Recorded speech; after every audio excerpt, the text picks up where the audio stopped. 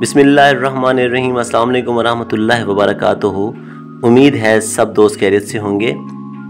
जिगर और मैदा के मायूस मरीज़ों के लिए आसान सा टोटका पेशे खिदमत है। इसके और भी बेशुमार फ़वाइद हैं।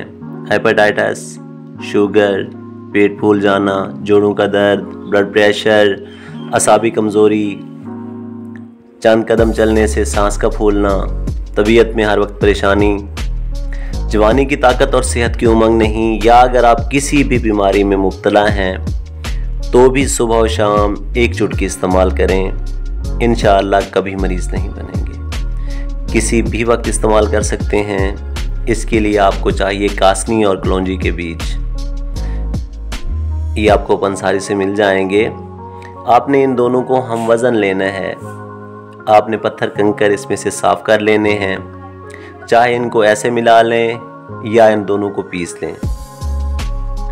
बस नुस्खा तैयार है। आधा चम्मच सुबह और शाम इस्तेमाल करें। पहले थोड़ी मिकदार रखें, फिर आहिस्ता आहिस्ता बढ़ाते जाएं। जितना अरसा इस्तेमाल करना चाहें, बेज़रर चीज़ें आप कर सकते हैं।